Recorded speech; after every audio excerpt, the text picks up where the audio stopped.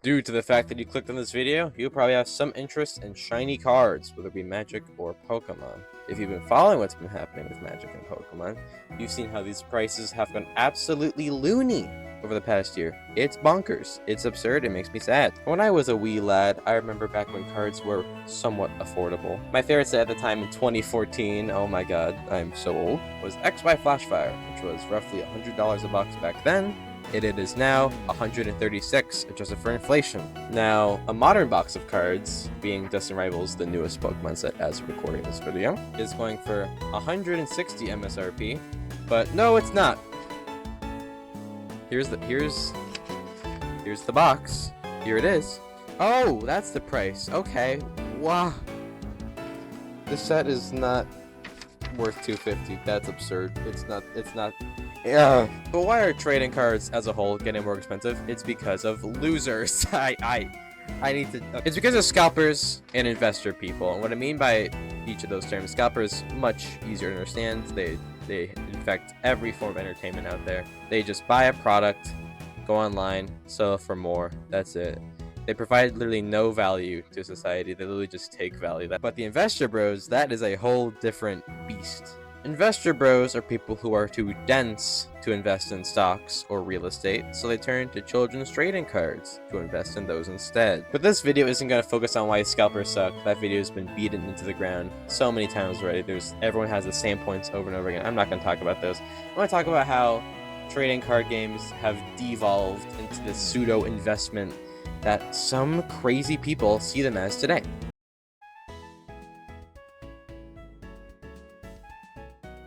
Going back to the set I referenced earlier, Flashfire, today goes for $100. I lied. A set goes for $6,000 to $10,000. So due to growth like this between the 11 years it came out, people have turned to Pokemon as an investment. Due to this, people don't buy cards they enjoy or like, they just buy cards they think will go up in value in order to sell them later. The difference is, this culture wasn't around in 2014. So what happens? These growth rates aren't going to hold. Just kidding, of course they do, even though it makes no sense. Evolving Skies came out in 2021 and retailed for $144 a box and goes for $1,900 a box now. Overall, this effect is great for players because the cards that they need for decks aren't shiny and rare. They can just play whatever they want. But if you're a collector, this is horrible.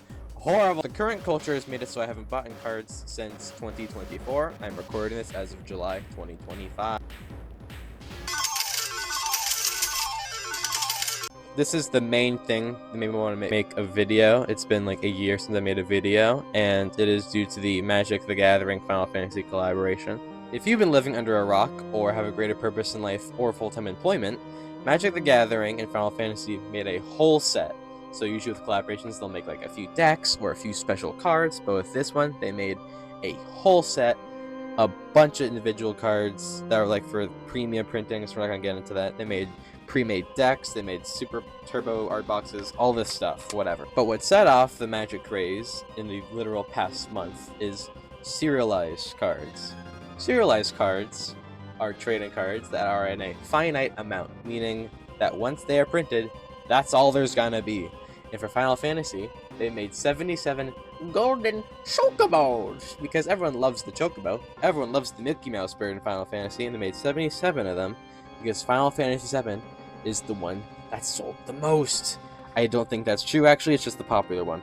In order to have a chance of finding one of these golden chocobos, you have to buy a Magic the Gathering Final Fantasy Collector Booster Display. It's a lot of words for what just means it's a shiny box of cards. This box of cards has 12 packs and goes for a meager $450. I lied to you. Due to the hype and FOMO and modern gambling that is like so crazy, that's a whole separate problem. These boxes go for $1,200. They go for $1,200 due to the hype and gambling aspect of modern Magic, as Hasbro has commandeered the use of FOMO, and now they put serialized cards everything. And with Magic, it introduced the Pokemon crazy collector investment people who are buying these boxes just to sit on them and are buying some of the other super chocobo variants just to sell them later. And so in turn, all these cards have gotten so freaking expensive. And the effects of this are actually felt on the player base, unlike with Pokemon.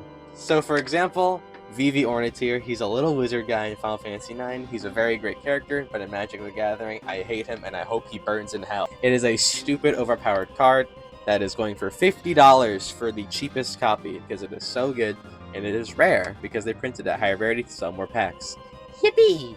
The super turbo collector art version of Vivi, which I would have right now, if it wasn't $200 as I'm recording this. I'm not gonna lie, I bought some of the Final Fantasy cards. I literally have this mic. Guys, this is horrible. I have it clipped to the foil Amano Kefgard because he's my favorite Final Fantasy character, and I made a whole commander deck around this guy. I think it's so fun. But these prices on modern card games have gotten beyond absurd due to all this excess money that's flowing into it. And it's not because people just want the cards. They're putting money in just to make more money later. It's horrible. The differences between me and other weirdos is that will we actually sell these down the line? Maybe, but probably not, because we just like them. They're fun. I like this card. It's so sick. Here's some other footage of cards I have from either Final Fantasy or Pokemon that I think are so sick, and I will never sell them. Here's a fun fact. There is an adult subspecies out there that thinks that Pokemon cards in Magic are equal to 401ks. It's absurd. I'll admit, this is a very select few, a very loud, rotten few, but when those rotten few waltz into Target and Walmart, sweep those shelves up, and go online and immediately put on their freaking investing subreddits typing, is this a long-term hold? How will Final Fantasy perform in 4 years' time? There's people unironically out there these are actual quotes. Sword and Shield sets have a great ROI, and Japanese cards.